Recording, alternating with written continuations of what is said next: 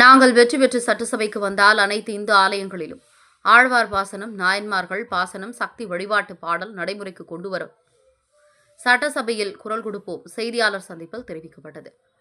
சென்னை புறநகர் பகுதியான ஆவடி அடுத்த திருமுலைவாயில் பகுதியில் அமைந்துள்ள பழமை வாய்ந்த பச்சையம்மன் ஆலயத்தில் காமராஜர் தேசிய காங்கிரஸ் சார்பில் நாங்குநேரி சட்டமன்றத்தில் போட்டியிடும் மாநில பொதுச் செயலாளர் முரளி அவர்கள் சிறப்பு தரிசனம் செய்து தனது பிரச்சாரத்தை துவங்கினார். இந்த சாமி தரிசனத்தில் செங்கல்பட்டு, வேலூர், ராணிப்பேட்டை உள்ளிட்ட தொகுதியில் போட்டியிடும் வேட்பாளர்களும் சாமி தரிசனம் செய்து தங்களது தேர்தல் பிரச்சாரத்தை சிறப்பாக தொடங்கினர். தொடர்ந்து மக்களை கவரும் பல முக்கிய வாக்குறுதிகளை அவர்கள் வெளியிட்டனர். செய்தியாளர்களை சந்தித்த மாநில பொதுச் செயலாளர் முரளி தெரிவித்தார். ஒவ்வொரு ஞாயிற்றுக்கிழமைகளும் காலை 9 மணி முதல் மதியம் 1 மணி வரை இந்து சமய அறநிலைத்துறைக்கு சொந்தமான ஆலயங்களில் கட்டாயம் ஆழ்வார் பாசனம், நாயன்மார்கள் பாசனம், சக்தி வழிபாட்டு பாடல் போன்ற பல்வேறு பாடல்களை, ஆன்மீக வரலாற்று படைப்புகளை ஒவ்வொரு ஆலயத்திலும் மக்களின் மனநிலை பக்குவப்படுத்தி குற்ற செயல்களில் ஈடுபவர்களை நேரான வாழ்க்கை வாழ்வதற்கு பயிற்சி கொடுத்து தனிமனித அச்சுறுத்தல் ஏற்படுத்தாமல் இருக்கும் வகையில் கெட்ட பழக்கங்கள் ஒழிவதற்கும் பயிற்சி கொடுத்து ஆன்மீக முயற்சி பெறுவதற்கும் பாடுபடுவோம் என்று தெரிவித்தார். மேலும் பல்வேறு விஷயங்கள் பகிர்ந்து கொள்ளப்பட்டது. காமராஜர் வழியில் உண்மையான மக்களாட்சியை நிலைநிறுத்துவோம் என வேட்பாளர்கள் உறுதியளித்தனர். காமராஜர் தேசிய காங்கிரஸ் கட்சியினுடைய தேர்தல் பணியை திருமுல்லைவாயிலில் உள்ள மன்னாதீஸ்வரர் அருள்மிகு பச்சையம்மன் கோயிலில் சாமி தரிசனம் செய்துவிட்டு எங்கள் பணியை இன்று நாங்கள் தொடங்கியிருக்கிறோம். இறைவன் அருளால் எங்களுடைய பணி வெற்றி பெற எல்லாமல்ல மன்னாதீஸ்வரரையும் பச்சையம்மாவையும் வழிபட்டு எங்களுடைய பணியை தொடங்கியிருக்கிறோம். எங்கள் கட்சியினுடைய கொள்கையாக பெருந்தலைவர் காமராஜர் வழியில் கல்விக்கு மிக முக்கியத்துவம் கொடுப்பதென்ற முதல் கோரிக்கையாக எடுத்துக்கொண்டு இருக்கிறோம். ஏன்னு கேட்டிங்கன்னா, காமராஜர் மதிய உணவு கொடுத்தாரு. அந்த மதிய உணவு சத்துணவாக மாறிச்சு. சத்துணவில் முட்டை கொடுத்தாங்க. இப்போ காலை உணவும் கொடுக்குறாங்க.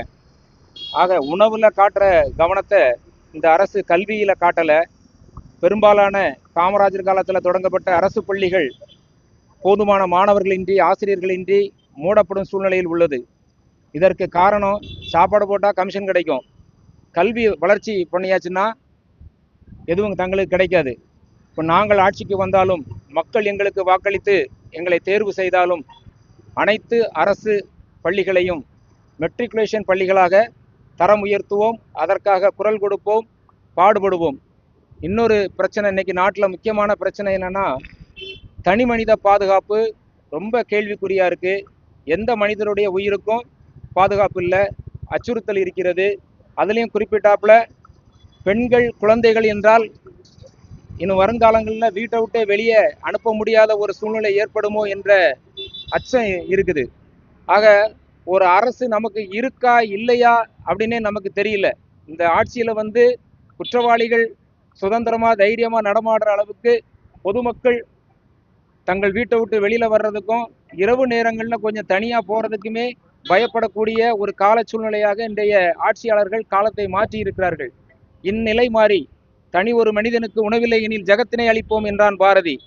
அதே வழியில் நாங்கள் ஒவ்வொரு தனி மனிதனுடைய பாதுகாப்பையும் உறுதிப்படுத்துவதற்காக பாடுபடுவோம். அதையே எங்களுடைய முழு முதற் குறிக்கோளாக கொண்டு செயல்படுவோம். இன்னொன்று, அரசு தனியார் மையம், தாராள மையம்ன்றாங்க.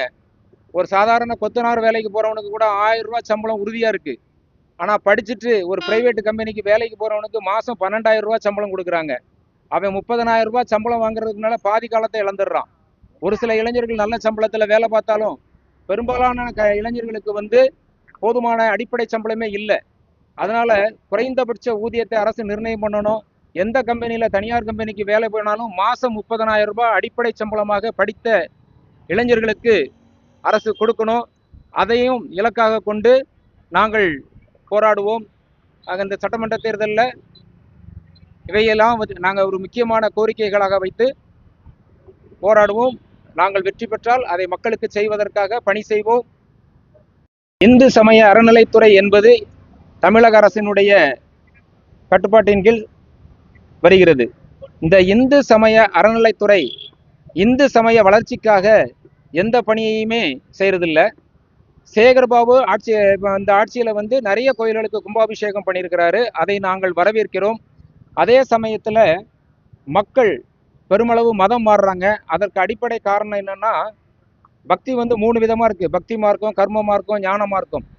இதுல வந்து இந்துக்கள் வந்து பக்தி மார்க்கத்திலே நின்னுக்குறாங்க. கிறிஸ்தவர்களுக்கும் முஸ்லிம்களுக்கும் உள்ள ஒரு மார்க்க அறிவு, வாழ்க்கை பக்குவம், மனப்பக்குவம் வந்து இந்துக்களுக்கு இல்ல. ஏன்னா அந்த சமயம் சார்ந்த கல்வி அவங்களுக்கு சொல்லிக் கொடுக்கப்படல. இப்போ நாங்க ஆட்சிக்கு வந்தாலும் சரி, எங்களை பெருவாரியாக மக்கள் வெற்றி பெறச் செய்தால் சட்டசபையில நாங்க இதற்காக குரல் கொடுப்போம். ஒவ்வொரு ஆலயத்திலும் ஞாயிற்றுக்கிழமை காலையில 9 மணிலிருந்து மதியம் 1 மணி வரைக்கும் ஆழ்வார்களுடைய பாசுரங்களும், நாயன்மார்களுடைய பாசுரங்களும், சக்தி வழிபாட்டு பாடல்களும், வள்ளலாருடைய பாடல்களும், இதுபோன்று நம் ஆன்மீக வரலாறு, ஆன்மீக படைப்புகள் ஒவ்வொரு ஆலயத்திலும் குறிப்பிட்ட நேரம் ஒதுக்கி மக்களுக்கு சொல்லிக் கொடுத்து அவர்களுடைய மனசை பக்குவப்படுத்தி அவர்கள் குற்றச்செயலில் ஈடுபடாமல் ஒரு நேரான நல் வாழ்க்கை வாழ்வதற்கான பயிற்சிகளை கொடுத்து இந்த தனி மனித அச்சுறுத்தலுக்கு ஒரு இதாக இருக்கிறோம். கெட்ட பழக்க வழக்கங்கள் ஒழிவதற்கு இந்த ஆன்மீக பயிற்சி கொடுத்து ஒரு சிறப்பான ஆன்மீக வளர்ச்சியையும் எங்கள் சமயத்தையும் நாங்கள் வளர்ப்போம், பாடுபடுவோம். இதை ஒரு முக்கிய குறிக்கோளாக கொண்டு செயல்படுவோம்.